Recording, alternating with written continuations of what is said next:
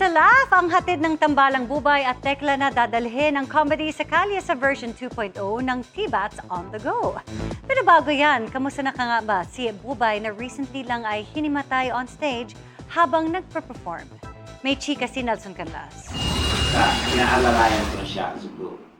Full of life as always nang makausap namin sina Bubay at Tekla. Pero nito lang January 2026, maraming ang nag-alala para kay Bubay nang himatayin siya sa stage habang nagpe-perform sa Bansud Oriental, Mindoro. Ayon sa Kapuso comedian, under control naman daw ang kanyang condition na absent seizure dahil sa kanyang maintenance medicine at pagpapacheck up.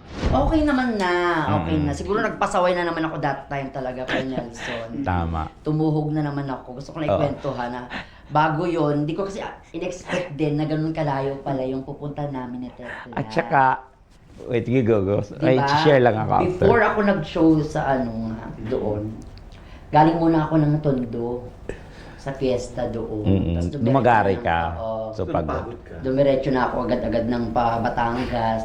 Si Tekla, aminadong kinabahan sa nangyari. Diyos ko, nangangatog ako. Sobrang, hindi, syempre, yung, paano mo explain? At doon ko na-appreciate si Tekla. What? First time mo ba? Hindi mo, ang galing niya kasi, ang galing niya, partner talaga siya. Yun mo talaga masasabi yung the show must go on. On that moment, biglang, di mo alam. So, kailangan may instant ka doon na backup para. Tapos yung mga tao, nakatulala sa prank. Akala nila prank lang. Pagkapulot sa akin sa stage, sinalo agad ni Tekla. Oo. Twice na nangyari. Oo, kaya nakabalik ako na ganun pa rin kataas yung energy. Ang Tambalang Bubay at Tekla muling mapapanood ng magkasama sa bagong T-Bats on the Go. May step pa yan. T-Bats on the go. Expect the unexpected dahil hindi na raw sa studio ang kanilang comedy, kundi lalabas na raw sila sa mga kalye para maghasik ng katatawanan. Mas na-excite kami, di ba? Kasi hindi na kami nasa loob lang ng studio nga, kundi nakakapagliwaliw na kami. Correct.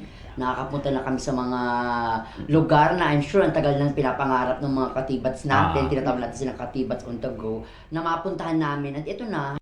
Kung ang karakter ni David Licauco sa Never Say Die ay merong tirada bus, ang T-Bats on the Go, abangan ang gagamitin nilang laugh bus. Lahat ng umpisa ng aming kwento at kamala Galing from dun the sa bus. loob. Makikipagsalamuha tayo sa kanila.